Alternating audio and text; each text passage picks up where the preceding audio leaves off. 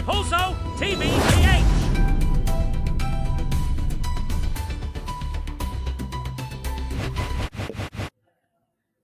Ay, nako, magandang araw po. Pasensya na po, akala niyo siguro hindi ako makakapag-live ngayon. No? Akala ko rin po hindi ako makakapag-live. Sa totoo lang po, buong araw, wala akong inatupag kung hindi yung aking mga dokumento sa aplikasyon nga dito sa Asylum dahil meron akong hearing, no? Kauna-unang hearing sa 15 ng Boneto. No? Meron po kasi mga Filipino gathering akong pupuntahan for the weekend at inaasahan ko na hindi na natin maasikaso to. No? At pagdating ng Tuesday, kinakailangan bumiyahe. 3.5 hours po yung biyahe ko para dun sa lugar ng paghihiring para sa aking asylum. So anyway, buong araw po wala akong ginawa kundi balikan yung mga pangyayari kung bakit nga sinasabi ko na tayo naging biktima ng panggigipit. At lahat naman po yan na nagsimula doon sa kanilang kagustuhan talaga na sirain ng dating Presidente Duterte. No? At kung maalala nyo, yung kauna-unahang araw ng hearing ng Quadcom, nagsimula nga sila dito sa Pogo at saka illegal drugs. At ang panimula nila lahat daw ng mga kriminalidad na nangyari sa mga Pogo ay responsibilidad ni Tatay Digong dahil siya ang nagbigay ng mga lisensya para mag-operate ang Pogo. Pero ang katotohanan po, panahon pa ni Cory Aquino, nandyan na po yung mga Pogo na yan, dyan sa mga economic zones. No? Pero wala pong kitang gobyerno at wala ring regulasyon ng gobyerno. So matapos ang napakatagal na panahon, minabuti na ni Tatay Digong na i-regulate nga yung mga pogoy na yan kasi para unang-una, kahit papano kumita ang gobyerno at pangalawa dahil nga nais niya magkaroon ng regulasyon.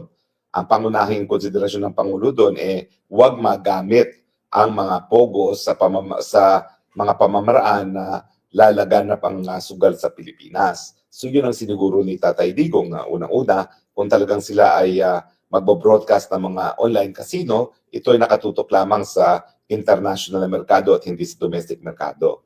Kaya nga po ngayon, ako'y natatawa sa pagiging hipokrito ng gobyernong ito kasi samantalang sinisisi nila si Tatay Digong doon sa Pogo na ang sugal ay nasa China, ngayon naman po lantaran naman pala ang online gambling dito sa Pilipinas. No? At ngayon nga po nagkakaroon daw sila ng crackdown kuning-kuning no? Sa mga online gambling pero ang katunayan na yan, sila naman po ang nakikinabang at ang nagsimula nitong sistema na online gambling.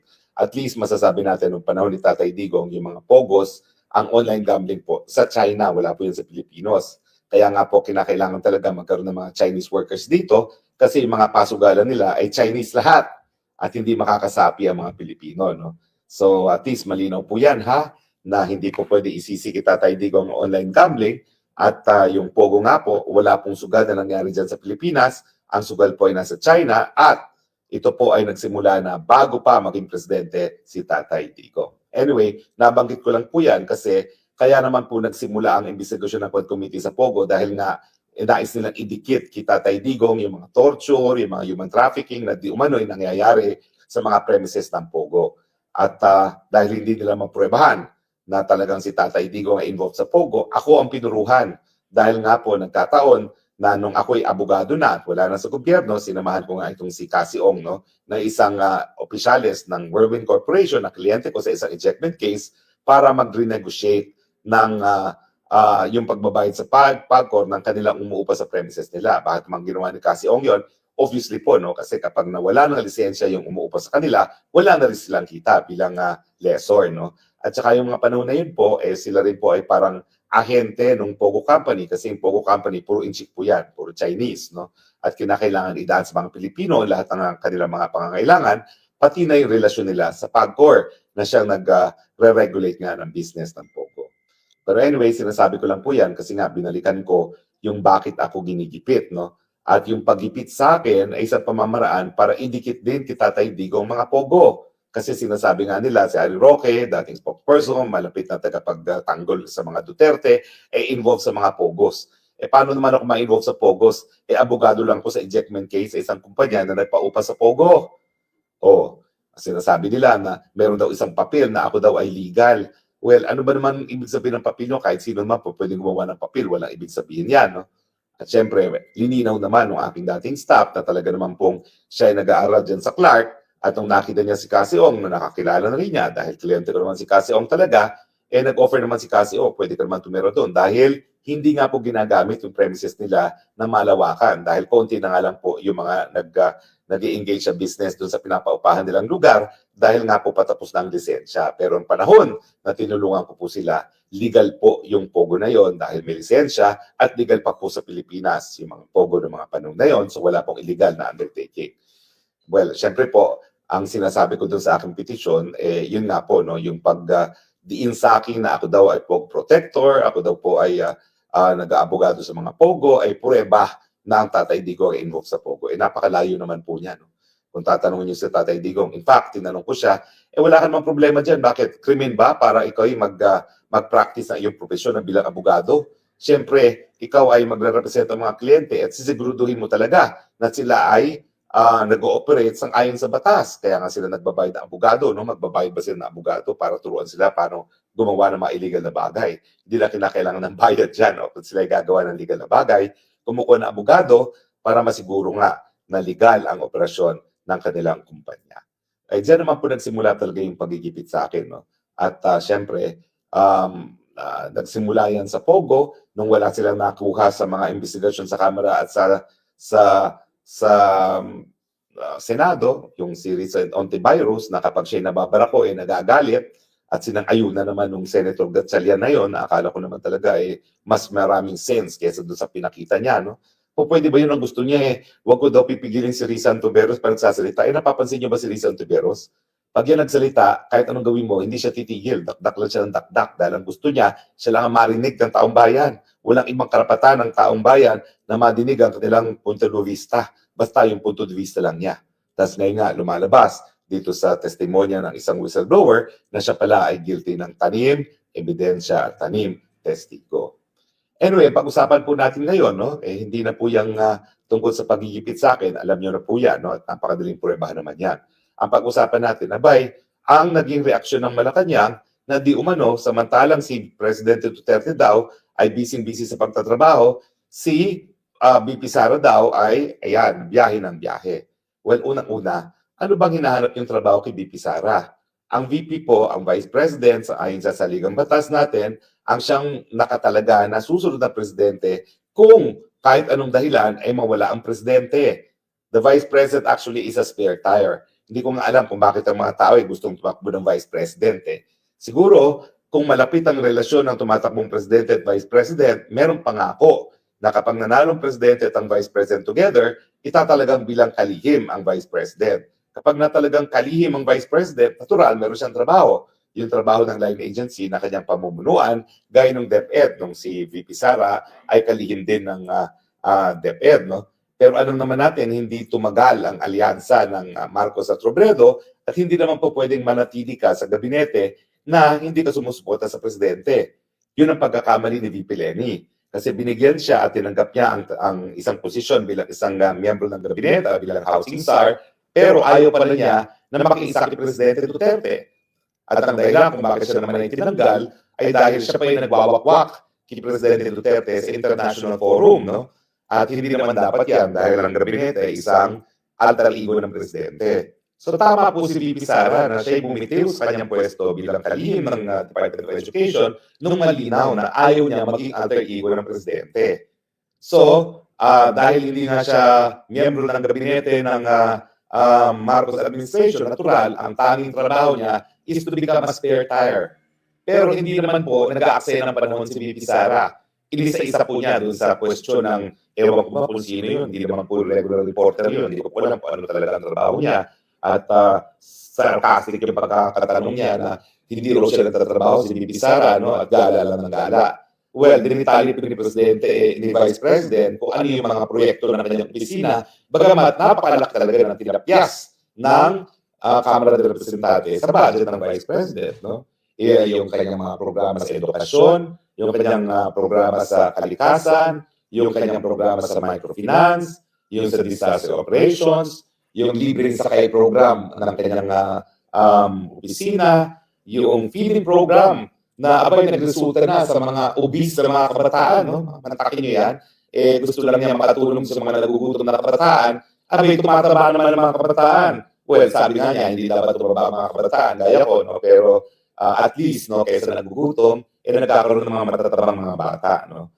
At saka syempre, yung ginagawa niyang programa na ini-explain sa taong bayan kung bakit mali ang pakikidnap sa isang dating presidente na isang Pilipino at pagdadala sa ICC na isang dayuhang hukuman, gayong gumagana naman ng mga hukuman sa Pilipinas. Sa tingin ko, yan po yung napaka-importanting trabaho ng Vice President. Dahil yan po ay serbisyo sa lahat ng Pilipino. Hindi lang po si Tatay Digong na naapektuhan nung siya ay linabag ang kanyang karapatan at kinida papuntang Dahig. No? Talagang lahat po ng Pilipino may pakialam sa nangyari kay Tatay Digong dahil lahat tayo ay naninirahan sa isang independente at malayang bansa na hindi dapat ng mga dayuhan ang naglilitis sa mga kaso na di umano ay nangyari sa Pilipinas. Alam niyo, ulitin ko po, ang jurisdiction o yung karapatan ng mga Pilipinong hukuman na litisin ang lahat ng kaso na nangyari sa Pilipinas, hindi lang po yan nakasaad sa ating saligang batas. No? Dahil nakasado na judicial power shall be vested only in one Supreme Court and all other courts created by law. Kung hindi, yan po ay dahil sa anyo ng pagiging isang soberanyang bansa. Siloso po ang magiging soberanya ng ating bansang Pilipinas at lahat ng bansa sa daigdig.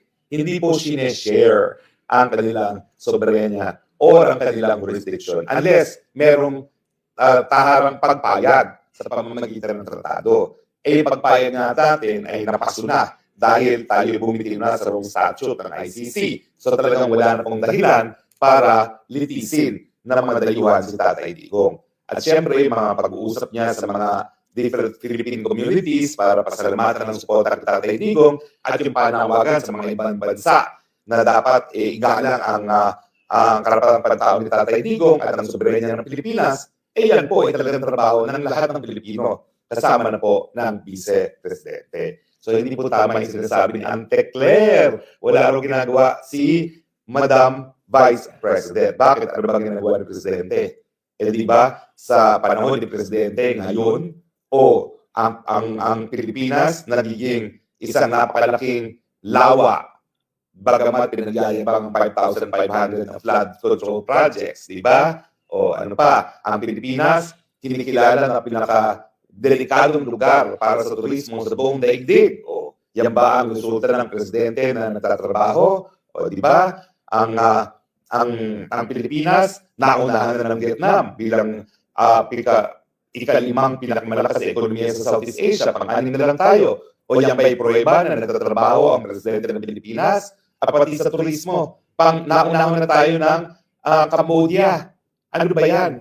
Sos Maria Josep, Laos and East Timor na lang at saka Myanmar ang hindi pa nauna sa atin pagdating sa turismo. Yan ba ang pruweba na nagkakaroon tayo ng Presidente na nagtatrabaho? Di ba hindi po? Ano ba yan? At siyempre, pagdating sa kaligtasan, hindi lang tayo pinakadelikado.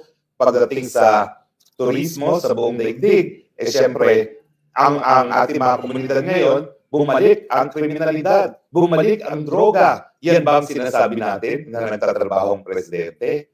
Mga magpapapicture-picture siya sa palengke. Bakit? Bumababa ang presyo ng bilihin nung siya nagpapicture-picture sa palengke? Di ba wala namang epekto yun? Mataas pa rin ang presyo ng bilihin. At kung ano yung mga hanap buhay, di umano ginagawa niya. Paano gagawa siya ng kung ano yung hanap buhay? Wala naman siya college degree. Hindi ko nga alam kung high school man lang natapos niya . Pero sigurado ako wala siyang college degree. Kaya tigil na yung mga papicture-picture na wala namang kabuluhan dahil alam natin wala siyang profesyon, wala siyang trabaho na magagawa dahil wala nga siyang college degree. O, ayun. Sabihin nyo nga sa akin, anong pagtatrabaho ginagawa ni BBM? Yung mga papicture-picture ba yan? Yan ba talaga ang trabaho ng isang presidente? Hindi po. Ang trabaho ng presidente, magbigay solusyon sa problema ng bayan. Pero ang Presidente Marcos Jr., siya ang problema ng bayan. Dahil hanggang ngayon, hindi niya pinasisinungalingan yung paratang na drug addict siya. Paano niya ngayon hahabulin ang mga drug lords, ang mga drug pushers, at ang mga drug addicts? Siya mismo, ayaw niyang pasinungalingan yung mga paratang sa kanya na siyang numero 1 cocaine user ng Pilipinas. Yan ba pagtatrabaho ng Pilipinas? Maya naman kayo dyan. Ano ba yan? Nakakakilabot naman kayo. Pero in any case, ang sinasabi ko naman, the messenger is only as good as the sender. At kung palpak talaga yung principal mo, yung presidente, palpak ka kahit anong lalabas sa mga messengers o mga communicators on behalf of the president. Talk of presidential communication, ha? Ano ba yan? Kakatalaga lang ng bagong PCO, palpak na kaagad. Abay, tinutulan na po ng mga pribadong sektor, lalong-lalo na yung lumalaban sa tobacco advertisement at sa tobacco lobby, ang pagtatalaga dito sa bagong PCO Secretary Gomez dahil siya pala po ay nagtrabaho para sa tobacco lobby. At ano naman pong mangyayari sa presidential communication kung ang magiging kalihim ng PCO ay lantaran na sumusuporta sa paggamit ng tobacco. No? Alam naman natin talaga nakakasama sa kalusugan niyang tobacco na yan. Ako po, totoo, nanligarilyo ako, pero 1996 po, nung ako'y nag-aral sa England ng aking master of laws dahil mahal ang sigarilyo sa England, tumigil na po ako. Pero alam niyo po, miski mahigit 25 years na ako'y tumigil na sa sigarilyo hanggang ngayon, ramdam ko pa rin yung epekto ng 20 years or 10 years ng paninigarilyo kasi talagang, ayan, palagi akong kulang sa hininga, palagi akong hinihika, palagi akong may bronchitis. So talagang masama po sa kalusugan niyang tobacco na yan at hindi natin alam kung bakit isang mensahero ng tobacco ngayon ang tinalaga bilang kalihim ng PCO.